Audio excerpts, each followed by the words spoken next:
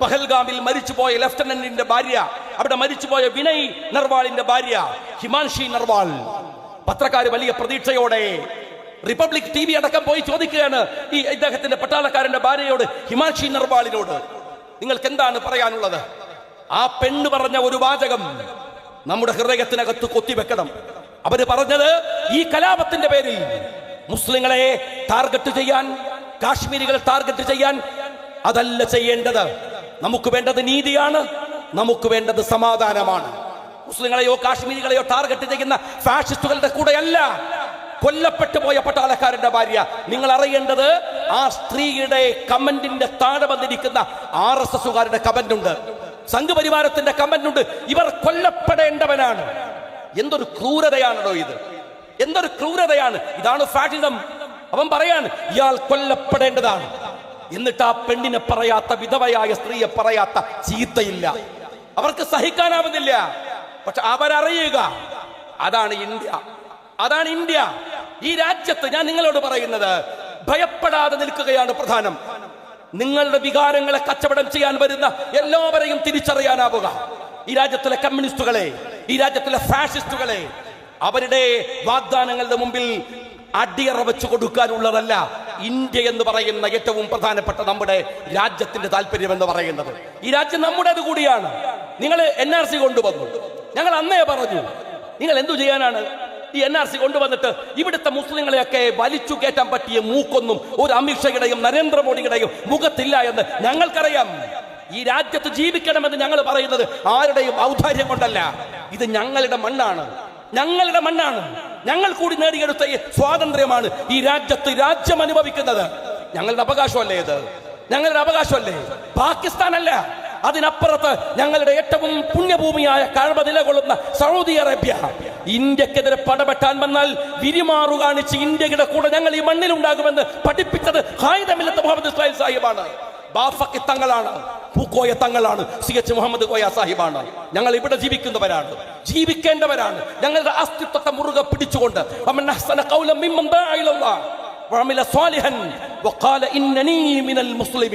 നല്ലത് ചെയ്ത് മറ്റുള്ളവരെ കൊണ്ട് നല്ലത് പറയിപ്പിച്ച് ബഷീർ സാഹിബ് നേരത്തെ പറഞ്ഞ പോലെ മനുഷ്യൻ എന്ന കൺസെപ്റ്റോടുകൂടെ അവരുടെ മുമ്പിൽ നിറഞ്ഞു നിന്ന് ഈ രാജ്യത്തിന്റെ മണ്ണിൽ നിൽക്കുകയാണ്. അഭിമാനത്തോടെ, അന്തസ്സോടെ, ഇസ്സത്തോടെ ഈ മണ്ണിൽ നിൽക്കുകയാണ് ഒരു ലീഗുകാരന്റെ ബാധ്യതയും അതിനുവേണ്ടിയുള്ള പ്രവർത്തനമാണ് ലീഗുകാരന്റെ ഉത്തരവാദിത്വവും. അഭിവാദ്യങ്ങൾ നേർന്നുകൊണ്ട് നിർത്തുന്നു. ജയ് ഹിന്ദ്. എന്റെ സമുദായം എന്നതിന്റെ പേരിൽ ഞാൻ അഭിമാനിക്കുകയും മറ്റൊരാളുടെ സമുദായത്തെ ആദരിച്ചുകൊണ്ട് തന്നെ എനിക്ക് കൂടി നിൽക്കാനുള്ള പ്രതലമാണെന്ന് ഉറപ്പുവരുത്തുകയും ചെയ്യുന്ന ഒരു രീതിയാണ് ഇതിലെ പ്രധാനപ്പെട്ട കാര്യം. മറ്റൊന്ന്, എന്റെ സമുദായം എന്ന്, എന്റെ മതം, എന്റെ ജാതി എന്ന് ഉദ്ഘോഷിക്കുകയും മറ്റൊരാളും ഇവിടെ നിൽക്കാൻ പാടില്ല എന്ന് പറയുകയും ചെയ്യുന്ന മറ്റൊരു രീതിയും സാമുദായിക പ്രവർത്തനത്തിന്, മതത്തിൽ അധിഷ്ഠിതമായ പ്രവർത്തനങ്ങൾക്കുണ്ട്. ആ അർത്ഥത്തിൽ പറഞ്ഞാൽ ഹിറ്റ്ലർ ഒരു സാമുദായികവാദിയാണ്, മതവാദിയാണ്. ഗോൾവാൾക്കർ ഒരു സാമുദായികവാദിയാണ്, മതവാദിയാണ്. പക്ഷേ ഹിറ്റ്ലർ ലോകത്തിലെ ഏറ്റവും ക്രൂരരായ ഭരണാധികാരികളിലോ നേതാക്കളിലോ പെടുന്നയാളാണ്. അങ്ങനെ തന്നെയാണ് ഗോൾവാൾക്കറും പെടുന്നത്. എന്നാൽ നമ്മളൊക്കെ ഗുരു എന്ന് വിളിക്കുന്ന, ദേവൻ എന്ന് വിളിക്കുന്ന ശ്രീനാരായണ ഗുരുദേവൻ, നമ്മൾ ശ്രീനാരായണൻ എന്നല്ല വിളിക്കുന്നത്, ശ്രീനാരായണ ഗുരുദേവൻ എന്നാണ്. അദ്ദേഹം വാദിച്ചത് ഹിന്ദു സമുദായത്തിന് വേണ്ടിയുമല്ല, ആ സമുദായത്തിനകത്തുള്ള ഒരു ജാതി വിഭാഗത്തിന് വേണ്ടിയാണ്, ഈഴവന്മാർക്ക് വേണ്ടിയാണ്. പക്ഷെ അദ്ദേഹത്തിന്റെ വാദം എന്തായിരുന്നു? ഈഴവന്മാർ സംഘടിക്കണം, ഈഴവന്മാർക്ക് വിദ്യാഭ്യാസം വേണം, ഈഴവന്മാർ പുരോഗമിക്കണം. പക്ഷേ അതൊരു സമുദായത്തെയും ഉപദ്രവിച്ചുകൊണ്ടാവരുത്. അദ്ദേഹം കേരളത്തിന്റെ നവോത്ഥാന നായകരിൽ പ്രഥമഗണനീയനാണ്. ഒരുപക്ഷെ ഹിറ്റ്ലർ പറഞ്ഞതുപോലെ, ഗോൾവാൾക്കർ പറഞ്ഞതുപോലെ തന്നെ ഒരു ഭാഷയുമാണ് ആര് പറയുന്നത്? മന്നത്തു പത്മനാഭൻ പറയുന്നത്. പക്ഷേ അദ്ദേഹത്തിന്റെ വാക്കുകൾക്ക് ഒരു വ്യത്യാസമുണ്ട്. നായർ സമൂഹത്തിന്റെ സമുന്നതി അനിവാര്യമാണ്, പക്ഷേ മറ്റൊരു സമുദായത്തെയും ഉപദ്രവിച്ചുകൊണ്ടാവരുത്. വക്കം അബ്ദുൽ ഖാദർ മൗലവി ആവട്ടെ, KM സീതി സാഹിബ് ആവട്ടെ, അവരും പറഞ്ഞത് അങ്ങനെയാണ്. മുസ്ലിം സമുദായത്തിന്റെ സമുന്നതിയാണ്. അത് മറ്റൊരു സമുദായത്തെയും വേദനിപ്പിച്ചുകൊണ്ടല്ല. മനോഹരമായി CH അതിന്റെ അതിർവരമ്പ് വരച്ചു. തലമുടി നാരിഴ. ലീഗിന്റെ സാമുദായിക പ്രവർത്തനങ്ങളുടെ അടിസ്ഥാനം എന്ന് പറയുന്നത് അങ്ങനെയാണ്.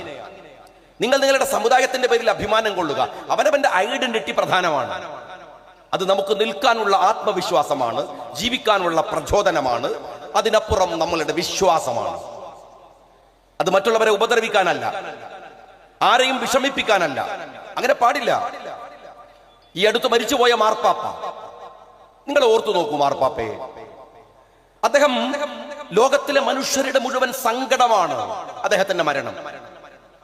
അദ്ദേഹം ക്രിസ്ത്യൻ സമുദായത്തിന്റെ സമുന്നതനായ നേതാവാണ്. ഇന്ത്യയിലെ, ലോകത്തിലെ ക്രിസ്ത്യൻ സമുദായത്തിന്റെ ഏറ്റവും പരമോന്നതിയിൽ നിൽക്കുന്ന പുരോഹിതൻ. എന്നാൽ ഫ്രാൻസിസ് മാർപ്പാപ്പ മരിച്ചുപോയപ്പോൾ എല്ലാവർക്കും എന്തേ സങ്കടമായത്? എല്ലാവരും എന്തേ അദ്ദേഹത്തെ കുറിച്ച് ഇങ്ങനെ പറഞ്ഞുകൊണ്ടിരിക്കുന്നത്? ലോകത്തിന്റെ പൗരോഹിത്യത്തിന്റെ മുമ്പിൽ ആ മനുഷ്യനൊരു മാതൃകയായിരുന്നു. തന്റെ വീട്ടിലെ വെറും ഒരു 2-3 മുറികൾ കൊണ്ട് മാത്രം തൃപ്തിപ്പെട്ട് ആഡംബരരഹിതമായി ജീവിച്ചു പോയ ഒരു മനുഷ്യൻ. എല്ലാം ആകാമായിരുന്നിട്ടും ഒരു സാധുവായ മനുഷ്യനായി. ഫലസ്തീനിലെ മുസ്ലിങ്ങൾ പീഡിപ്പിക്കപ്പെടുമ്പോ ഇസ്രായേലികളോട് അരുതെന്ന് പറയാൻ ധൈര്യം കാണിച്ച മനുഷ്യൻ. ലോകത്തിലെവിടെയും പീഡിതരുണ്ടോ, മർദ്ദിതരുണ്ടോ, അവരുടെ കൂടെ ചേർന്ന് നിൽക്കുന്ന, മർദ്ദകർക്കും ചൂഷകർക്കുമെതിരെ സംസാരിക്കുന്ന ഒരു മഹാമനുഷ്യൻ. ആ മാർപ്പാപ്പ ലോകത്തിന്റെ സങ്കടമായത് അദ്ദേഹം ക്രിസ്തുമത വിശ്വാസിയായി കൊണ്ട് തന്നെയാണ്. ക്രിസ്തുമത വിശ്വാസത്തിനകത്ത് ഉറച്ചു വിശ്വസിച്ചുകൊണ്ട് തന്നെയാണ്. മനുഷ്യർക്ക് വേണ്ടിയാണ് മനുഷ്യൻ നിന്നത്. സാമുദായിക പ്രവർത്തനം എങ്ങനെയാവണം എന്നതിന്റെ ഏറ്റവും വലിയ ഉദാഹരണങ്ങൾ സമീപകാലത്ത് പറയാൻ കഴിയുന്നതിൽ ഒരു മനുഷ്യൻ മാർപ്പാപ്പയാണ്. പക്ഷെ നിങ്ങൾക്കറിയാമോ, മാർപ്പാപ്പ മരിച്ചപ്പോൾ കാസ എന്ന് പറയുന്ന വൃത്തികെട്ട സംഘടന, ക്രിസ്ത്യാനികളുടെ പുരോഗതിക്ക് വേണ്ടി പ്രവർത്തിക്കുന്നു എന്ന് പറയുന്ന തീവ്രവാദ സംഘടന, ആ കാസ മാർപ്പാപ്പ മരിക്കേണ്ടവനാണ് എന്ന് പറഞ്ഞു. മാർപ്പാപ്പക്കെതിരെ ഏറ്റവും വിഷലിപ്തമായ ആരോപണങ്ങൾ ഉന്നയിച്ചു. കാര്യം എന്ത്? മാർപ്പാപ്പ മനുഷ്യർക്ക് വേണ്ടി സംസാരിച്ചു. കാസ പറഞ്ഞു, ഒരു ക്രിസ്ത്യാനിയും മറ്റൊരു മനുഷ്യന് വേണ്ടി സംസാരിക്കാൻ പാടില്ല. അതെങ്ങനെ ക്രിസ്തുമതമാവും? അതെങ്ങനെ മാർപ്പാപ്പക്ക് സ്വീകരിക്കാനാവും? അതുതന്നെയല്ലേ ഗാന്ധിജി മരിച്ചു പോയപ്പോൾ? ഗാന്ധിജി ആരാണ്? നിങ്ങളും ഞാനും ആഗ്രഹിക്കുന്നത് എന്താണ്? നാളെ മരണത്തിന്റെ അവസാനത്തെ സെക്കൻഡുകൾ എത്തുമ്പോൾ കൂടെ അടുത്ത് മക്കളുണ്ടെങ്കിൽ, ഭാര്യയുണ്ടെങ്കിൽ, അവർ ചൊല്ലിത്തരിക എന്താണ്? അഷ്ഹദു അല്ലാ ഇലാഹ ഇല്ലല്ലാഹ് വ അഷ്ഹദു അന്ന മുഹമ്മദർ റസൂലുള്ളാഹ്. കലിമത്തു തൗഹീദ് ഉച്ചരിച്ച് മരിച്ചു പോകണമെന്നല്ലേ നമ്മൾ ആഗ്രഹിക്കുന്നത്? ദിക്റുകൾ ചൊല്ലി മരിക്കണമെന്നല്ലേ നമ്മൾ ആഗ്രഹിക്കുന്നത്? നാഥുറാം വിനായക് ഗോസ് വെടിവെച്ച് ഗാന്ധിജി അവസാന ശ്വാസവും വെടിയുമ്പോൾ ആ മനുഷ്യൻ ചൊല്ലിയ ദിക്ർ ഹേയ് റാം ഹേയ് റാം എന്നാണ്. ഇന്ത്യ കണ്ട ഏറ്റവും സനാതനനായ ഹിന്ദുവാണ് ഗാന്ധിജി. ആ ഗാന്ധിജിയെ കൊന്നത് RSS ആണ്. ഗാന്ധിജി ഇന്ത്യയിലെ ഹിന്ദുത്വം സമൂഹത്തിന് മുഴുവൻ വെറുപ്പാണ് ആ മനുഷ്യനോട്, ഫാഷിസ്റ്റുകൾക്ക്. അദ്ദേഹം ഹിന്ദുവാണ്. എന്തേ ഗാന്ധിജിയെ വെറുത്തത്? അദ്ദേഹം ഈ ലോകത്തിലെ മനുഷ്യരെ സ്നേഹിച്ചനാണ്. അദ്ദേഹം ഈ നാട്ടിലെ മുസ്ലിമിനെ, ക്രിസ്ത്യാനിയെ, ഇന്ത്യക്കാരനെ, മനുഷ്യനെ. സുഭാഷ് ചന്ദ്രബോസിനോട് പറയുന്നുണ്ട്, ഈ ആളുകളെ കൊണ്ടുപോയി കൊല്ലിച്ചിട്ട് എന്തിനാണ് ഈ നാട്ടിൽ സ്വാതന്ത്ര്യം? അവന് കൂടി ആസ്വദിക്കാനുള്ളതല്ലേ ഇത്? അവൻ കൂടെ സ്വാതന്ത്ര്യം ആസ്വദിക്കണ്ടേ? മനുഷ്യനെ സ്നേഹിച്ചിരുന്നു ഗാന്ധിജി. അതുകൊണ്ട് ഗാന്ധിജിയെ RSS ഇഷ്ടമല്ല. മനുഷ്യനെ സ്നേഹിച്ചിരുന്നു മാർപ്പാപ്പ. അതുകൊണ്ട് കാസക്ക് മാർപ്പാപ്പയെ ഇഷ്ടമല്ല. ഇതാണ് വ്യത്യാസം.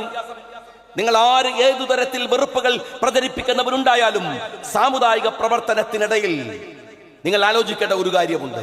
നമ്മുടെ സമുദായത്തിന്റെ സമുന്നതി പ്രധാനമാണ്. പക്ഷേ അത് മറ്റാരെയും വേദനിപ്പിച്ചുകൊണ്ടാവരുത് എന്ന നിർബന്ധമുണ്ട്. ആരെയുടെയും സങ്കടത്തെ പറഞ്ഞുകൊണ്ട്, അവർക്ക് സങ്കടം ഉണ്ടാക്കിക്കൊണ്ടല്ല അത് സംഘടിപ്പിക്കേണ്ടത്. ഏറ്റവും വലിയ വെറുപ്പ് പറയുന്നു കാസ. കേരളത്തിന്റെ മുഖ്യമന്ത്രി ഈ കാസയുടെ വെറുപ്പ് കാണുന്നില്ല. അദ്ദേഹത്തിന് ഇന്റലിജൻസ് ഉണ്ടല്ലോ. സമീപകാലത്ത് സോഷ്യൽ മീഡിയ നിങ്ങൾ എടുത്തു നോക്കിയാൽ ഏറ്റവും വലിയ വെറുപ്പിന്റെ പ്രചാരകന്മാർ RSSനെ വെല്ലും വിധത്തിൽ കേരളത്തിൽ കാസയാണ്. ന്യൂനപക്ഷ സമുദായങ്ങൾക്കിടയിൽ പോലും സാമൂഹിക സ്പർദ്ധയുണ്ടാക്കാൻ, സാമുദായികമായ പ്രശ്നങ്ങൾ ഉണ്ടാക്കാൻ ഏറ്റവും മ്ലേച്ഛമായി പ്രവർത്തിക്കുന്ന സംഘടനയാണ് കാസ. ആ കാസക്കെതിരെ മുഖ്യമന്ത്രി എന്തേ സംസാരിക്കാത്തത്? എന്തേ പറയാത്തത്? പറയാനാവില്ല. അത് മുഖ്യമന്ത്രിയുടെ പ്രശ്നമാണ്.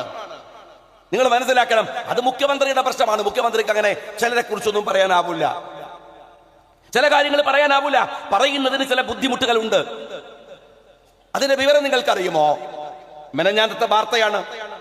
എന്താ വാർത്ത? നമ്മൾ വലിയ കൊട്ടിക്കൊട്ടിച്ചില്ലേ, SFIO ചാർജ് ഷീറ്റ് കൊടുത്തിരിക്കുന്നു മുഖ്യമന്ത്രിയുടെ മകൾക്കെതിരെ എന്ന മെനഞ്ഞാന്നത്തെ വാർത്ത എന്താണെന്നറിയോ? കോടതിയില് എന്ന് വെച്ചാൽ SFIOയുടെ കോടതിയില്, വിചാരണ കോടതിയില് ED പോയി ചോദിച്ചു, അതിന്റെ മൊഴിക്ക് പകർപ്പ് ഞങ്ങൾക്ക് വേണം. SFIO പറഞ്ഞു 54 ബുക്ക്ലെറ്റുകൾ ഉണ്ട്. അത് നിങ്ങൾ ശ്രദ്ധിച്ചു കേൾക്കണം. 54 ബുക്ക്ലെറ്റ് ഉണ്ട്. അതിന്റെ ഫോട്ടോ കോപ്പി എടുത്തു തരാനുള്ള പ്രാഥമിക സൗകര്യം ഞങ്ങളുടെ കയ്യിലില്ല. ആരുടെ കയ്യില്? SFIOയുടെ കയ്യിലില്ല. ഒരു ഫോട്ടോസ്റ്റാറ്റ് എടുക്കാനുള്ള മെഷീന്റെ പരമാവധി വില 10,000-ന്റെ ചുവട്ടിലാണ്. 10,000-കണക്കിന് കോപ്പി എടുക്കാം. ഒരു 7,000-8,000 രൂപയുള്ള ഒരു ഫോട്ടോസ്റ്റാറ്റ് മെഷീൻ ഉണ്ടെങ്കിൽ ED വിചാരണ കോടതിയിൽ രണ്ടാമത് പറയാണ്, നിങ്ങളുടെ കയ്യിൽ മെഷീൻ ഇല്ലേ? വേണ്ട, ഞങ്ങൾ മെഷീനുമായി നിങ്ങളുടെ ഓഫീസിൽ വരാം, എന്നിട്ടോ ഞങ്ങൾ ഫോട്ടോ കോപ്പി എടുത്തോളാം. മെനഞ്ഞാന്ന് വിചാരണ കോടതി പറഞ്ഞു അതിനും SFIO സമ്മതിക്കില്ല. കാര്യമെന്ത്? ഇത് കച്ചവടമായി കഴിഞ്ഞു. ഈ കച്ചവടം SFIO നേരിട്ട് നടത്തി കേരളത്തിന്റെ മുഖ്യമന്ത്രിയുമായി. അതിൽ ഇനി പുതിയ ആളുകൾ ഇടപെടേണ്ട എന്നാണ്. എങ്ങനെയാ മുഖ്യമന്ത്രി RSS സംസാരിക്കുക? കേരളത്തിലെ പോലീസിനകത്ത് RSSന്റെ ശാഖ. 2 ദിവസം മുമ്പ് വാർത്ത വന്നത്, RSSന്റെ ജയിൽ ഉദ്യോഗസ്ഥന്മാർ അവർ വട്ടം ചേർന്നിരുന്നു ഫോട്ടോ പ്രചരിപ്പിച്ചു. പത്രക്കാരുടെ ചോദ്യത്തിന് മുഖ്യമന്ത്രി പറഞ്ഞത് നടപടിയെടുത്തു. എന്ത് നടപടി? സ്ഥലം മാറ്റമാണോ നടപടി? കേരളത്തിൽ മുഖ്യമന്ത്രി ആഭ്യന്തരമന്ത്രിയുടെ താഴെയുള്ള ഒരു ഡിപ്പാർട്ട്മെന്റിനകത്ത് RSS, അതും പോലീസ് ഡിപ്പാർട്ട്മെന്റിനകത്ത് RSSന്റെ ശാഖ പ്രവർത്തിക്കുന്നു എന്നത് ഒരു ആരോപണമാണോ? അല്ലല്ലോ. സ്ഥലം മാറ്റി എന്ന് പറയുന്നുണ്ടെങ്കിൽ അവിടെ ഒരു കുറ്റകൃത്യം നടന്നു എന്ന് നിങ്ങൾ സമ്മതിക്കുകയല്ലേ ചെയ്യുന്നത്? അങ്ങനെയല്ലേ ചെയ്യുന്നത്? മുഖ്യമന്ത്രിയോട് ഞാൻ ചോദിക്കട്ടെ, കഴിഞ്ഞ 2-3 ദിവസം മുമ്പ് വയനാട്ടുകാരനായ എന്നാൽ കോട്ടക്കൽ സ്വദേശിയായ അഷ്റഫ് എന്ന് പറയുന്ന ഒരു ചെറുപ്പക്കാരൻ മാനസിക രോഗിയാണ്, മാനസിക വിഭ്രാന്തിയുണ്ട്, പുൽപ്പള്ളിയിലാണ്. ആ അഷ്റഫ് അതിമാരകമാം വിധത്തിൽ കൊല്ലപ്പെട്ടു മംഗലാപുരത്ത് വെച്ച്. അഷ്റഫ് ഒരു മാനസിക രോഗിയാണ്. ആൾക്കൂട്ട കൊലപാതകം, ബജ്റംഗളിന്റെ പ്രവർത്തകന്മാർ. മധു കൊല്ലപ്പെട്ടത് ഓർമ്മയില്ലേ നിങ്ങൾക്ക്? ഞാനന്ന് നിയമസഭയുടെ അകത്തുണ്ട്. മധു കൊല്ലപ്പെടുമ്പോ മധുവിന്റെ ഒരു നിസ്സഹായമായ നിൽപ്പുണ്ട്. മധു മാനസിക രോഗിയായിരുന്നു. മധുവിന് വിശക്കനുണ്ടായിരുന്നു. എന്തോ തിന്നാനെടുത്തതാണ്. ഹൃദയമില്ലാത്ത കുറെ പേർ ചേർന്ന് ആ ചെറുപ്പക്കാരനെ കൊന്നുകളഞ്ഞു. ആ KC ഗവൺമെന്റ് അട്ടിമറിച്ചു, അത് വേറെ കാര്യം. അന്ന് നമ്മളൊക്കെ സങ്കടപ്പെട്ടില്ലേ? അതല്ലേ ഈ അഷ്റഫും? കേരളത്തിന്റെ മുഖ്യമന്ത്രി മനസ്സിലാക്കേണ്ടത്, കോട്ടക്കൽക്കാരനായ അഷ്റഫ് കൊല്ലപ്പെട്ടപ്പോ ഒരു വാക്ക് പറഞ്ഞോ? ഞാൻ ഈ പ്രസംഗിക്കുന്നത് വരെ കർണാടക മുഖ്യമന്ത്രിയെ വിളിച്ചോ? എന്താ കാര്യം? പറയാനാവില്ല. കൊന്നത് RSS ആണ്, കൊന്നത് സംഘ് പരിവാറാണ്, കൊന്നത് ബജ്റംഗ് ദളാണ്. നിങ്ങൾക്ക് മിണ്ടാനാവില്ല. മുസ്ലിങ്ങൾക്കെതിരെ കുരച്ചത് PC ജോർജ് കോട്ടയത്ത് വച്ചാണ്. മുസ്ലിങ്ങൾക്കെതിരെ ഏറ്റവും വംശീയമായ ആരോപണം വെള്ളാപ്പള്ളി ഉന്നയിച്ചത് നിലമ്പൂർ വെച്ചാണ്. പക്ഷേ മലപ്പുറത്തെ മുസ്ലിങ്ങൾക്കെതിരായി കേരളത്തിന്റെ മുഖ്യമന്ത്രി സംസാരിച്ചത് ഡൽഹിയിൽ വെച്ചാണ്.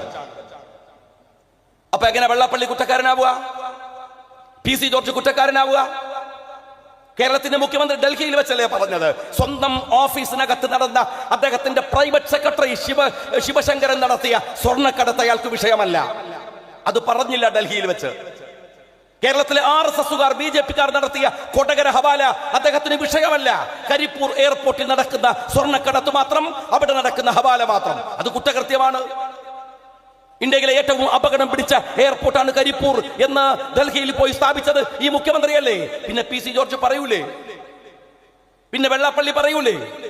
നിങ്ങളാണ് നിങ്ങളുടെ ഭാഷയിൽ തന്നെ പറഞ്ഞാൽ വഴിമരുന്നിട്ട് കൊടുക്കുന്നത്.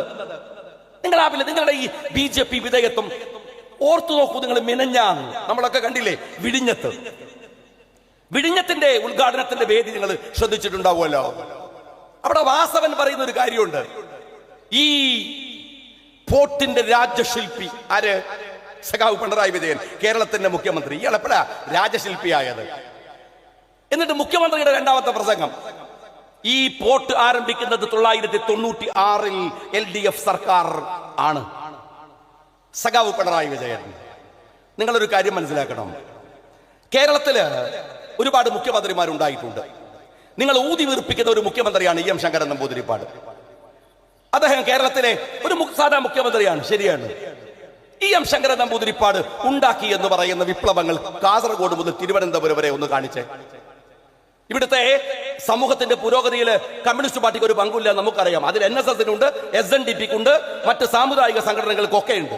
നിങ്ങൾ കൈകാര്യം ചെയ്ത ഒരേ ഒരു വിഭാഗം നേരത്തെ ബഷീർ സാഹിബ് പറഞ്ഞ ഇവിടുത്തെ ദളിതുകളാണ്, ആദിവാസികളാണ്. അവരുടെ അവസ്ഥ എന്താണെന്നറിയാലോ.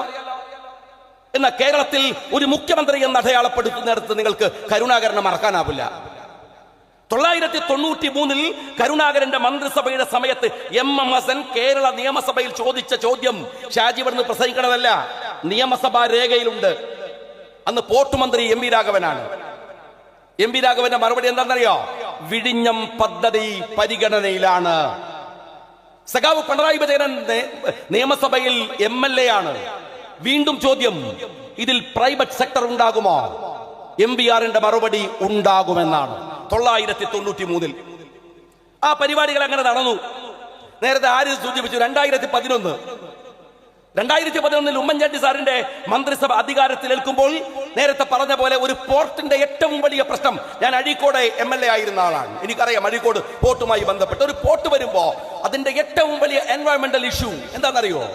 മത്സ്യത്തൊഴിലാളികളുമായി ബന്ധപ്പെട്ട് എന്തിന് ഒരു ബ്രേക്ക് വാട്ടർ ഉണ്ടാക്കണമെങ്കിൽ പ്രശ്നമാണ്. പിന്നല്ലേ പോർട്ട്? ഒരു ബ്രേക്ക് വാട്ടർ ഉണ്ടാക്കണമെങ്കിൽ പ്രശ്നമാണ്.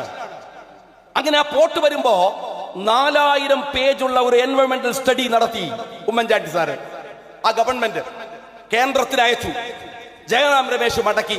അദ്ദേഹം ഒരു സെൻസിറ്റീവ് ആയിട്ടുള്ള ഒരു പാരിസ്ഥിതിക താല്പര്യങ്ങളുള്ള ഒരു മനുഷ്യനാണ് ജയറാം രമേശ്. അദ്ദേഹം മടക്കി. എന്നാൽ ഉമ്മൻചാണ്ടി മടക്കിയില്ല.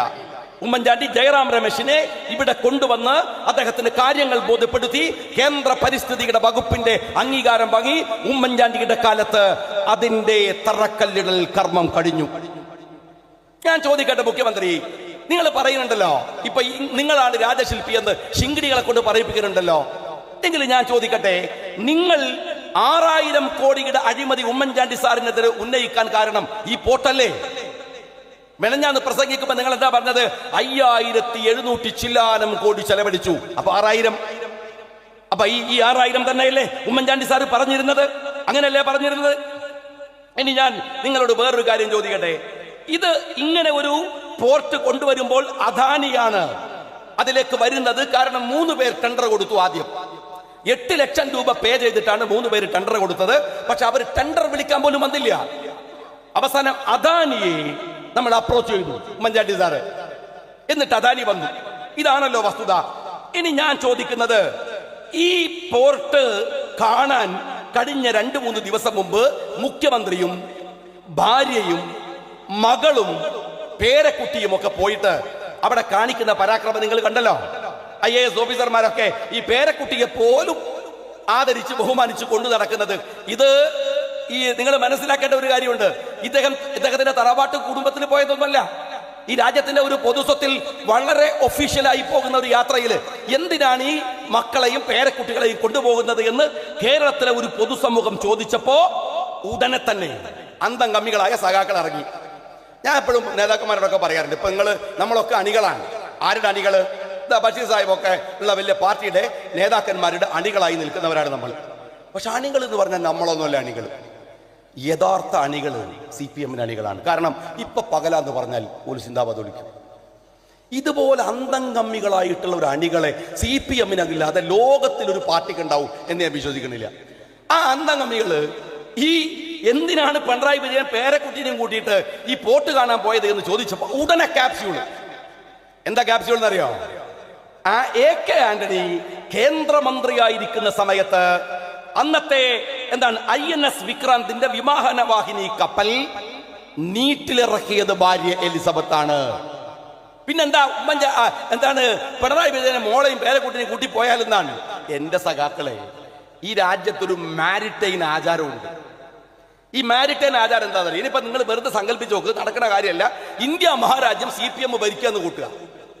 അതിന്റെ എന്താണ് കേന്ദ്ര ആഭ്യന്തര മന്ത്രിയൊക്കെ ആയിട്ട് പിണറായി വിജയന്റെ മരുമോൻ റിയാസ് ആയി എന്നും കൂട്ടുക. എന്നാലും ഇതുപോലൊരു കപ്പല് നീട്ടിലിറക്കണമെങ്കിൽ റിയാസിന് പറ്റൂല, വീണക്കേ പറ്റൂ. എന്ന് വെച്ചാൽ പെണ്ണുങ്ങൾ അത് ചെയ്യുക. അല്ല, അതൊരു മാരിടൈൻ ആചാരാണ്. ഈ ആചാരം വെച്ചിട്ടാണ് നിങ്ങൾ അതിനെ ന്യായീകരിക്കാൻ വന്നത്. ഞാൻ പറയുന്ന കാര്യം അതല്ല.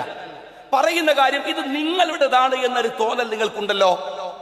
അവിടെ പ്രസംഗിച്ച വാസവൻ പറഞ്ഞു, മുഖ്യമന്ത്രി പറഞ്ഞു ചെലവ് കേരളത്തിൻ്റെതാണ്. ഇന്നലെ വൈകുന്നേരം 4 മണിക്ക് CPM-ന്റെ പാർട്ടി സെക്രട്ടറി പത്രക്കാരോട് പറഞ്ഞു, ഒരു കട്ടനുറുപ്പിക കേന്ദ്രം തന്നിട്ടില്ല. എങ്കിലൊരു ചോദ്യമുണ്ട്, പിന്നെ എന്തിനാണ് ഈ നരേന്ദ്രമോദിയെ നിങ്ങൾ എഴുന്നള്ളിച്ചു കൊണ്ടുവന്ന് ഈ പോർട്ടിന്റെ ഉദ്ഘാടനം നടത്തിയത്? പണി പൂർത്തീകരിക്കാത്ത ഈ പോർട്ടിന്റെ ഉദ്ഘാടനത്തിന് നരേന്ദ്രമോദിയെ കൊണ്ടുവരേണ്ട പ്രോട്ടോകോൾ ഒന്ന് പറഞ്ഞേ നിങ്ങള്. ഞാൻ സഖാക്കളെ വെല്ലുവിളിക്കുകയാണ്. ഒരു പോർട്ടിന്റെ ഉദ്ഘാടനത്തിന് നിർബന്ധമായി ഇന്ത്യയുടെ പ്രധാനമന്ത്രി വേണമെന്ന നിയമമുണ്ടോ? ഇല്ലല്ലോ.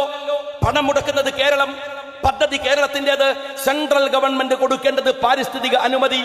ആ അനുമതി കൊടുത്തതാവട്ടെ UPA ഗവൺമെന്റ് ആണല്ലോ. പിന്നെ എന്തേ നരേന്ദ്രമോദിക്ക് അവിടെ റോള്? ആര് പറഞ്ഞിട്ടാണ് നരേന്ദ്രമോദിയെ നിങ്ങൾ കൊണ്ടുവന്നത്? നിങ്ങൾ ഇനി ഒരു കാര്യം ഞാൻ ചോദിക്കട്ടെ, ഇതെങ്ങാനും മമതാ ബാനർജി പശ്ചിമ ബംഗാളിലാണെന്ന് വെക്കുക, അതിന്റെ 7 അയലത്തേക്ക് ഒരു കേന്ദ്രമന്ത്രിയെ അവരടുപ്പിക്കുമോ? പിണറായി വിജയ. ഇനി അത് വേണ്ട, തമിഴ്നാട്ടിലെ സ്റ്റാലിൻ ആണെന്ന് വെക്കുക, തൂത്തുക്കുടിയിലെ പോർട്ടിന്റെ ഉദ്ഘാടനമാണെന്ന് വെക്കുക. സ്റ്റാലിൻ കൊണ്ടുവരുമോ? തമിഴ്നാട് ഗവൺമെന്റ് പണം മുടക്കി ഉണ്ടാക്കുന്ന ഒരു പോർട്ടിന്റെ ഉദ്ഘാടനത്തിന് പ്രധാനമന്ത്രിയെ വിളിച്ചു കൊണ്ടുവരുമോ? ഇനി കൊണ്ടുവന്നാൽ ദയാനിധി സ്റ്റാലിൻ എന്ന് പറയുന്ന സ്റ്റാലിന്റെ മകൻ താഴെ ഇരുന്നിട്ട് ഇങ്ങനെ കരയോ? കണ്ടില്ലേ അവിടെ BJP അധ്യക്ഷൻ? ആരാ വിളിച്ചത്? ആരാ ചോദിച്ചത്? ആരാ പറഞ്ഞു തന്നിട്ട് റിയാസ് മോങ്ങിയ പോലെ താഴെ കിടന്ന് മോങ്ങാൻ അയാളുടെ മകനെ കിട്ടുമോ, മരുമനെ കിട്ടുമോ? ഞാൻ ചോദിക്കുന്നത് മുകളിൽ എങ്ങനെയാണ് BJP-യുടെ പ്രസിഡന്റ് വന്നത് എന്നല്ല, പ്രധാനമന്ത്രി എങ്ങനെയാ വന്നതിന് ആദ്യം ഉത്തരം പറയും. നിങ്ങൾ വിളിച്ചു കൂട്ടിക്കൊണ്ടുവന്നു അല്ലേ? നിങ്ങൾ വിളിച്ചു കൂട്ടിക്കൊണ്ടുവന്നു. എന്നിട്ട് പ്രധാനമന്ത്രി വരുന്ന തെരഞ്ഞെടുപ്പിലേക്ക് ലക്ഷ്യമാക്കിയ ഏറ്റവും ഗംഭീരമായ പ്രസംഗം നടത്തി. എന്നാൽ ഒരു കാര്യം ഞാൻ ഒന്നുകൂടെ പറയട്ടെ, രാജീവ് ചന്ദ്രശേഖറിനെ ആ വേദിയിലേക്ക് വിളിച്ചപ്പോൾ നിങ്ങൾ പറഞ്ഞ ഒരു ന്യായമുണ്ട്. എന്താ ന്യായം എന്ന് അറിയോ? മുഖ്യമന്ത്രി പറഞ്ഞത്, ഞങ്ങൾ കേന്ദ്രത്തിന് അയച്ച ലിസ്റ്റിൽ രാജീവ് ചന്ദ്രശേഖറിന്റെ പേര് അവർ ചേർത്തതാണ്. ഇത് ശുദ്ധമായ കളവാണ്. അത് ഞാൻ പിന്നെ പറയാം. എന്നാൽ ഒരു കാര്യം ചോദിക്കട്ടെ, കേന്ദ്രം രാജീവ് ശങ്കറിന്റെ പേര് ചേർത്ത് ഇങ്ങോട്ടൊരു കത്തയച്ചു. ഉടൻ കേരളത്തിന്റെ മുഖ്യമന്ത്രിക്ക് പറയാം, ആയിക്കോട്ടെ, രാജീവ് ചന്ദ്രശേഖർ വരട്ടെ, KPCC-യുടെ പ്രസിഡന്റിനെ ക്ഷണിക്കാം, CPM-ന്റെ സംസ്ഥാന സെക്രട്ടറിയെ ക്ഷണിക്കാം എന്നൊരു കത്ത് അങ്ങോട്ട് കൊടുത്തൂടെ? അതല്ലാതെ അടിയൻ എന്ന് പറഞ്ഞ കത്തേറ്റ് വാങ്ങേണ്ട കാര്യമുണ്ടോ? മറിച്ചൊരു കത്ത് നിങ്ങൾ എഴുതിയോ പ്രധാനമന്ത്രിക്ക്, പ്രോട്ടോകോൾ ഓഫീസർക്ക് ഇങ്ങനെ ഒരാളെ ചേർത്തുകൂടെ എന്ന്? നിങ്ങൾ ചെയ്തില്ലല്ലോ. ഇനി രണ്ടാമത്തെ കാര്യം ഞാൻ പറയട്ടെ, വാസവൻ നടത്തിയ പത്രസമ്മേളനം എന്റെ കയ്യിലുണ്ട്. എന്താ വാസവൻ പറഞ്ഞത്? ഈ പരിപാടി നടക്കുന്നതിന് മുമ്പ് വാസവനോട് പത്രക്കാർ ചോദിച്ചു, പ്രതിപക്ഷ നേതാവ് പങ്കെടുക്കുമോ? വാസവൻ ഓരോരുത്തരുടെ പേര് എണ്ണി പറഞ്ഞു. പ്രതിപക്ഷ നേതാവിന്റെ പേര് പറഞ്ഞു, എന്നിട്ടോ രാജീവ് ചന്ദ്രശേഖരന്റെ പേര് പറഞ്ഞു, എന്നിട്ട് പറഞ്ഞു ഈ പേര് ഞങ്ങൾ കേന്ദ്രത്തിന് കൊടുത്തിട്ടുണ്ട്. അപ്പൊ രാജീവ് ചന്ദ്രശേഖരന്റെ പേര് നിങ്ങൾ കേന്ദ്രത്തിന് കൊടുത്തതാണ് വാസവൻ പറഞ്ഞിട്ടുണ്ടല്ലോ. പിന്നെ എങ്ങനെയാണ് നിങ്ങൾ രാജീവ് ചന്ദ്രശേഖർ അവിടെ വന്നത് എന്ന് ചോദിക്കുക? പിന്നെ രാജീവ് ചന്ദ്രശേഖർ അദ്ദേഹം BJP-ക്ക് പറ്റിയൊരു ഒരു പ്രസിഡന്റ് ആയതുകൊണ്ട് കുറെ കാലമായിട്ട് ഭീമൻ രഘുവിനെ മിസ് ചെയ്യുന്നുണ്ടായിരുന്നു കേരളം. ഇന്നലെ വേറൊരു ഭീമൻ രഘുവിനെ ചെയ്ത് കണ്ടു എന്നുള്ള ഫീൽ അല്ലാതെ രാജീവ് ചന്ദ്രശേഖർ അവിടെ വന്ന് പരിഹാസ്യനായെങ്കിലും ഞാൻ നിങ്ങളോട് ചോദിക്കുന്നത്, നിങ്ങൾ എങ്ങനെയാണ് ഒരു ഭരണഘടനാ പദവിയില്ലാത്ത ഒരാളെ അവിടെ വിളിക്കാൻ നിങ്ങൾ ലിസ്റ്റ് കൊടുക്കുക? BJP-യുമായുള്ള നിങ്ങളുടെ വിധേയത്വത്തിന്റെ ആഴം അവിടെ മനസ്സിലാവും. രണ്ടാമത് മോദി പറഞ്ഞൊരു ചോദ്യമുണ്ട്, എന്താണെന്നറിയോ? പാർട്ട്ണർ. വാസവന്റെ പ്രസംഗത്തെ കോട്ടിയാണ്.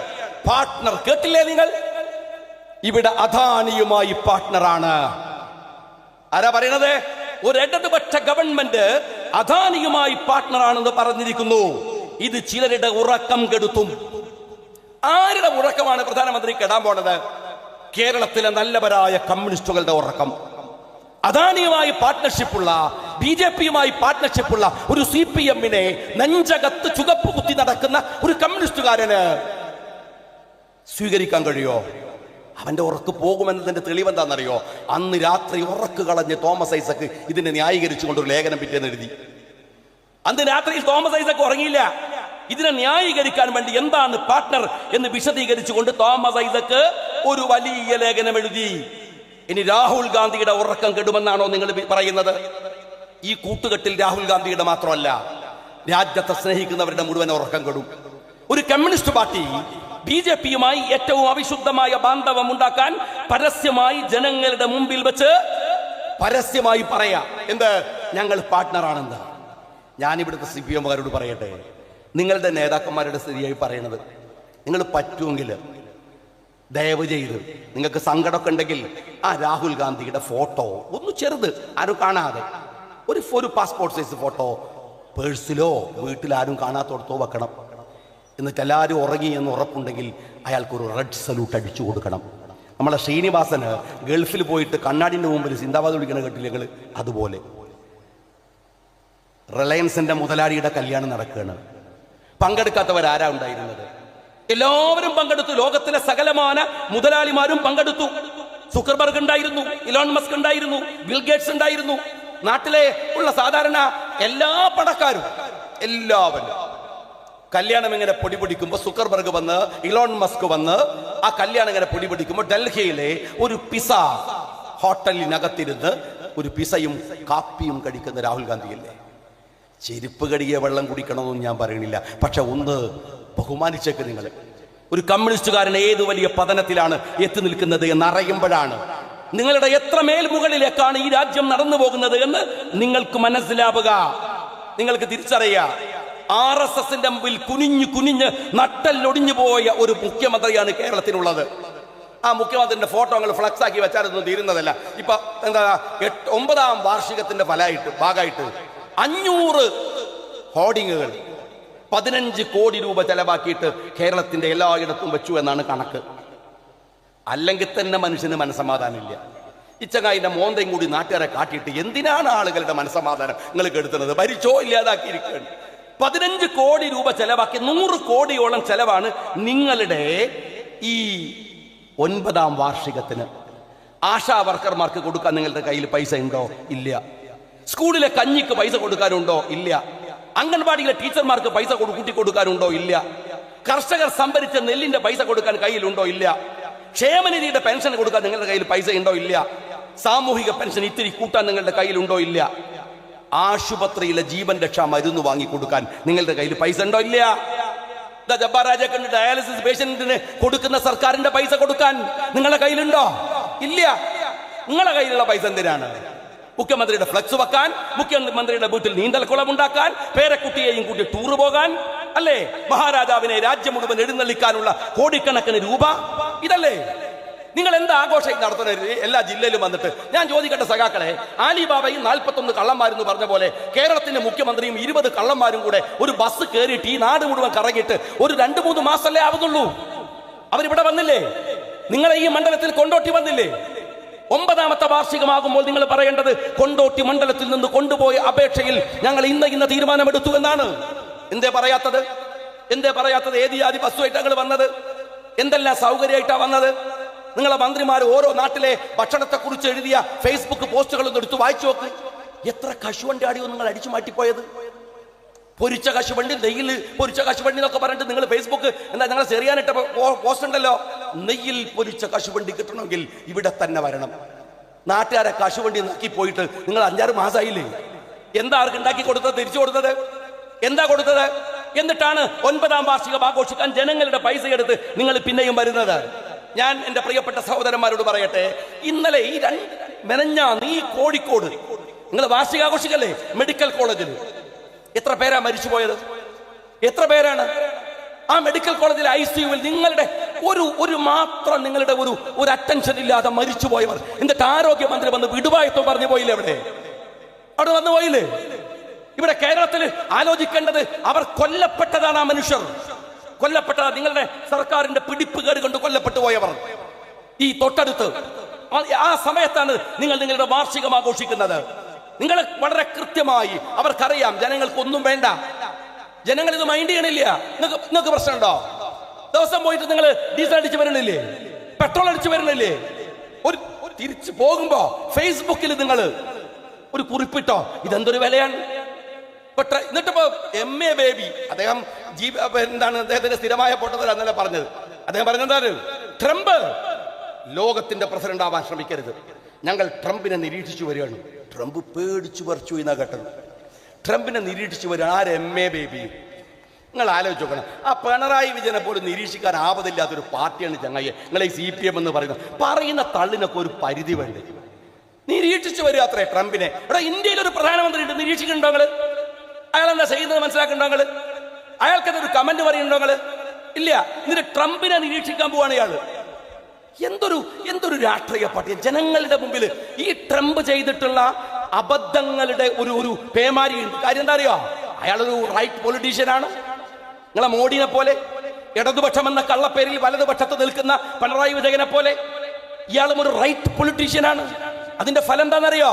അയാൾക്ക് ഭരിക്കാൻ അറിയൂല, വൈകാരികത അറിയുള്ളൂ. അതിന്റെ ഫലമാണ് ഈ നികുതി. ഇപ്പോ ഇയാളുടെ പൊട്ടത്തരം തീരുമാനത്തിന്റെ ഫലമായി ലോകത്തുണ്ടായ ഏക മാറ്റം എന്ന് പറയുന്നത് ക്രൂഡ് ഓയിലിന്റെ വില ഇടിഞ്ഞു എന്നതാണ്.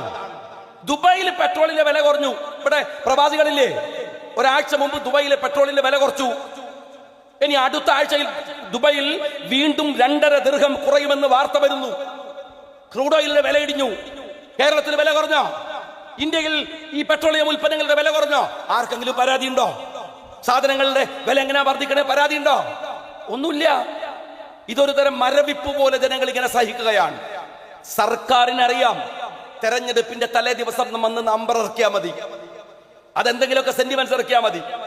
ഏതെങ്കിലും ഒരു പ്ലാവില കാണിക്കുമ്പോഴേക്കും പറകിൽ പോകുന്ന ആടുകളെ പോലെ നടക്കാൻ പലരുമുണ്ട്. അവരുടെ വിശ്വാസവും ധൈര്യവും അതാണ്. പക്ഷെ ഞാൻ നിങ്ങളോട് പറയട്ടെ, ഏതു തരത്തിലുള്ള വർഗീയത പ്രചരിപ്പിച്ച് ആളുകളെ ധ്രുവീകരിക്കാൻ വന്നാലും കൃത്യമായ രാഷ്ട്രീയ ബോധത്തോടെ നിൽക്കാൻ നിങ്ങൾക്ക് കഴിയണം. 5 ദിവസമായി നിങ്ങൾ വിവിധ ക്ലാസുകളിൽ ഇരിക്കുകയാണ്. നിങ്ങൾ ഈ അപകടത്തെ തിരിച്ചറിയുമ്പോൾ തന്നെ മനസ്സിലാക്കേണ്ട ഒരു കാര്യമുണ്ട്, ഒരപകടവും ഇല്ല. നമ്മൾ അതിനെ അതിജയിച്ചു വരികയാണ്. വ്യക്തതയുള്ള ഒരു രാഷ്ട്രീയം ഇന്ത്യയിൽ രൂപപ്പെട്ടു വരുന്നുണ്ട്. അവ്യക്തതയൊന്നുമില്ല. അവ്യക്തത CPM-നാണ്.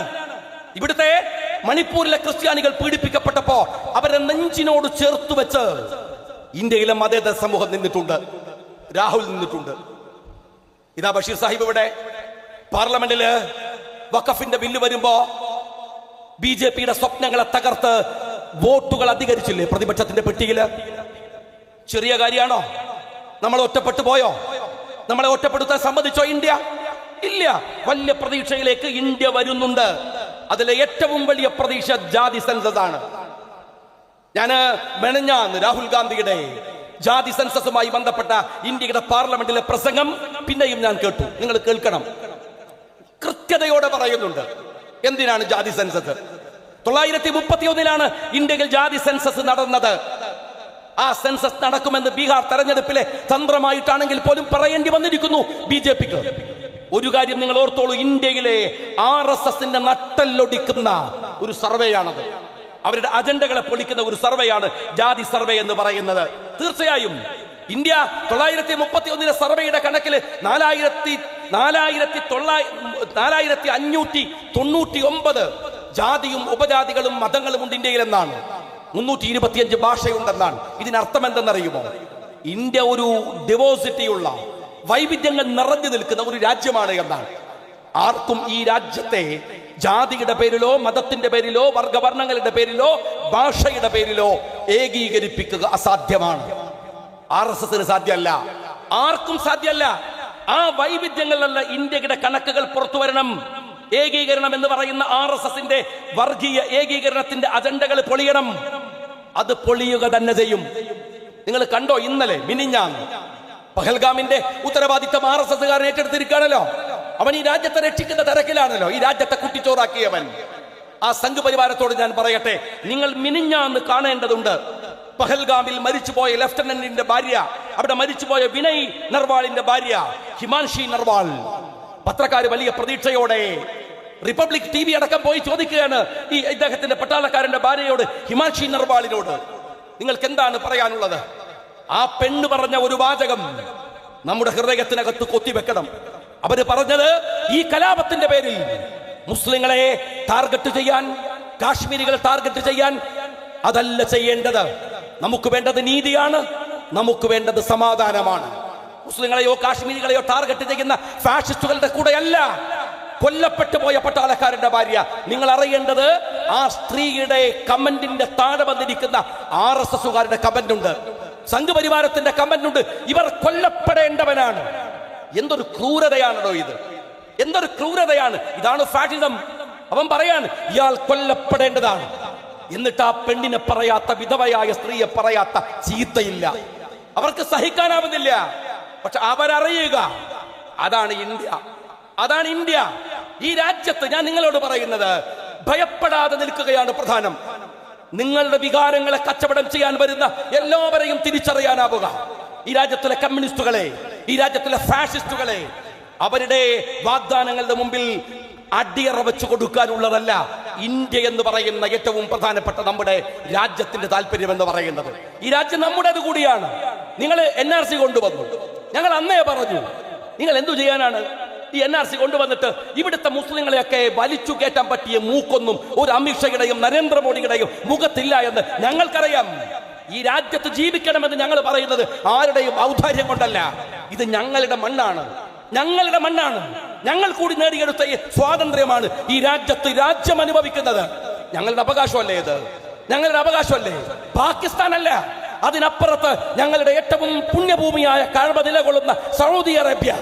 ഇന്ത്യക്കെതിരെ പടപെട്ടാൻ വന്നാൽ വിരിമാറു കാണിച്ച് ഇന്ത്യയുടെ കൂടെ ഞങ്ങൾ ഈ മണ്ണിലുണ്ടാകുമെന്ന് പഠിപ്പിച്ചത് ഖായിദമില്ലത്ത് മുഹമ്മദ് ഇസ്മായിൽ സാഹിബാണ്, ബാഫക്കി തങ്ങളാണ്, പൂക്കോയ തങ്ങളാണ്, CH മുഹമ്മദ് കോയ സാഹിബാണ്. ഞങ്ങൾ ഇവിടെ ജീവിക്കുന്നവരാണ്, ജീവിക്കേണ്ടവരാണ്. ഞങ്ങളുടെ അസ്തിത്വത്തെ മുറുകെ പിടിച്ചുകൊണ്ട്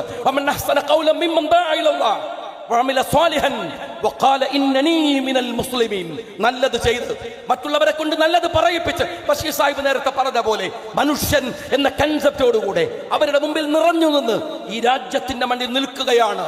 അഭിമാനത്തോടെ, അന്തസ്സോടെ, ഇസ്സത്തോടെ ഈ മണ്ണിൽ നിൽക്കുകയാണ് ഒരു ലീഗുകാരന്റെ ബാധ്യതയും അതിനുവേണ്ടിയുള്ള പ്രവർത്തനമാണ് ലീഗുകാരന്റെ ഉത്തരവാദിത്വവും. അഭിവാദ്യങ്ങൾ നേർന്നുകൊണ്ട് നിർത്തുന്നു. ജയ് ഹിന്ദ്.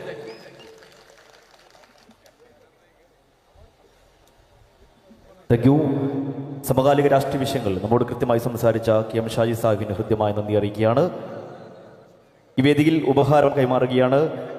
2024-25 ചന്ദ്രിക ക്യാമ്പിന്റെ ചീക്കോട് പഞ്ചായത്തിൽ 1ാം സ്ഥാനം നേടിയ വാർഡ് 3 ബാബൂർ. ബാബൂരിലെ പ്രവർത്തകരെ വേദിയിലേക്ക് ക്ഷണിക്കുകയാണ്. 2ാം സ്ഥാനം 2 പേർക്കുണ്ട്. Ward 13 Pallippuraya, ward 12 Omanoor east. 3ാം സ്ഥാനം വാർഡ് 7 മുണ്ടക്കൽ ഈസ്റ്റ്. പ്രവർത്തകരെ വേദിയിലേക്ക് ക്ഷണിക്കുകയാണ്. ഇവിടെ വിളിക്കപ്പെട്ട വാർഡുകൾ യഥാക്രമത്തിൽ വന്ന് ഈ ഉപഹാരം ഏറ്റുവാങ്ങണം. 1ാം വാർഡ് വാവൂര് എത്രയും വേഗം വേദിയിലെത്താം. 1ാം സ്ഥാനം നേടിയ വാവൂര്, 3ാം വാർഡ് വാവൂര് എത്രയും വേഗം വേദിയിലെത്താം. 2ാം സ്ഥാനം നേടിയ വാർഡ് 13 പള്ളിപ്രായ, 12 ഓമാനൂർ ഈസ്റ്റ് ഈ വേദിക്ക് സമീപം തയ്യാറായി നിൽക്കുക. വാവൂര് വാങ്ങിയ ശേഷം വേദിയിലേക്ക് പ്രവേശിക്കുക. 3ാം സ്ഥാനം നേടിയ വാർഡ് 7 മുണ്ടക്കൽ ഈസ്റ്റ് വേദിയിലേക്ക് എത്തിച്ചേരേണ്ടതാണ്. 2 പുസ്തകങ്ങൾ നമ്മുടെ പുറത്ത് വിൽപ്പനക്കുണ്ട്. പാണക്കാട് തങ്ങൾ മതേതര കൈകളുടെ സുഹൃതം ഡോക്ടർ അലി അസ്കർ ബാക്കവി കാവന്നൂർ എഴുതിയ പുസ്തകമാണ്. അണയാത്ത വിളക്കുമാടങ്ങൾ NK അഫ്സൽ റഹ്മാന്റെ പുസ്തകമാണ്. ഈ 2 പുസ്തകങ്ങൾ വേദിക്ക് പുറത്ത് വിൽപ്പനക്കുണ്ട്. സഹകരിക്കണമെന്ന് അറിയിക്കുന്നു.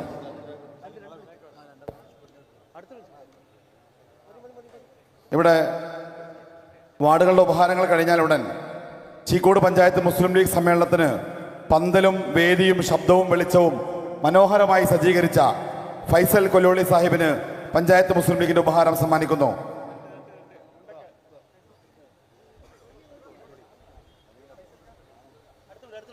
രണ്ടാം സ്ഥാനം വാങ്ങിയ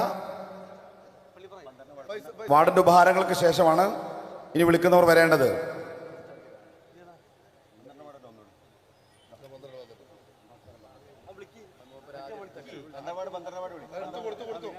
വാർഡ് 13 പള്ളിപ്രായ വാങ്ങിയ ശേഷം വാർഡ് 12 ഓമാനൂർ ഈസ്റ്റ്. 3ാം സ്ഥാനം വാങ്ങിയ വാർഡ് 7 മുണ്ടക്കൽ ഈസ്റ്റ്. പെട്ടെന്ന് ഉപഹാരങ്ങൾ ഏറ്റുവാങ്ങാം.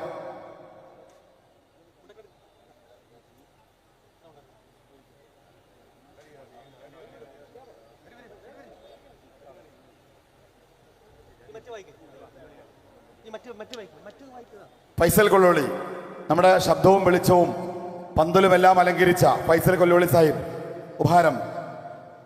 നമ്മുടെ ഈ സമ്മേളനത്തിലെ ചിത്രങ്ങൾ മനോഹരമായി പകർത്തിയ ഷംസു വാലില്ലാപ്പുഴ, മനോഹരമായ ചിത്രങ്ങൾ നമ്മുടെ ഫോട്ടോഗ്രാഫർ.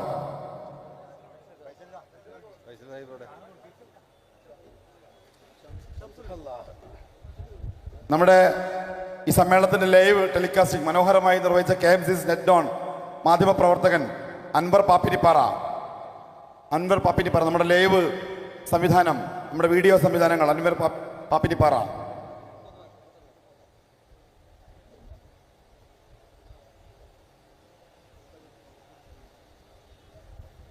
എല്ലാ വൈറ്റ് ഗാർഡ് അംഗങ്ങളും മുന്നോട്ട് വരെ നമുക്ക് KM ഷാജി സാഹിബിന്റെ കൂടെ ഒരു ഫോട്ടോ എടുക്കാം. ഇവിടെ തയ്യാറായി നിൽക്കുക. ഈ സമ്മേളനത്തിന്റെ ഗ്രാഫിക് ഡിസൈൻ നിർവഹിച്ച GCI നെടോണപ്പാറയുടെ ഡിസൈനർമാർ ഹബീബ് ആൻഡ് സെനീർ.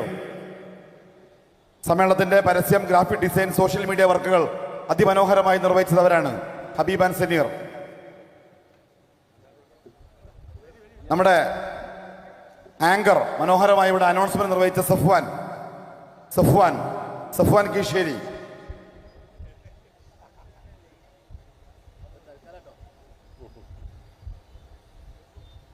എല്ലാ വൈറ്റ് ഗാർഡ് അംഗങ്ങളും വേദിക്ക് സമീപം എത്തിച്ചേരുക.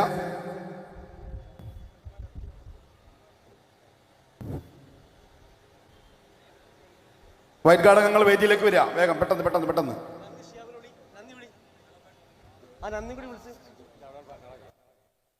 വൈറ്റ് ഗാർഡ് വളരെ പെട്ടെന്ന്. ഈ സമ്മേളനത്തിന്റെ വിജയത്തിന് വേണ്ടി അഹോരാത്രം പരിശ്രമിച്ച നമ്മുടെ വൈറ്റ് ഗാർഡ് അംഗങ്ങൾ വേദിയിൽ മുസ്ലിം ലീഗിന്റെ സംസ്ഥാന സെക്രട്ടറി ഷാജി സാഹിബിനും ET മുഹമ്മദ് ബഷീർ സാഹിബിനൊപ്പം ഫോട്ടോ എടുക്കുക. മറ്റു ലീഡേഴ്സ് ഒന്നും പിറകിലേക്ക് ഒന്ന് കൊടുക്കുക. എല്ലാവരും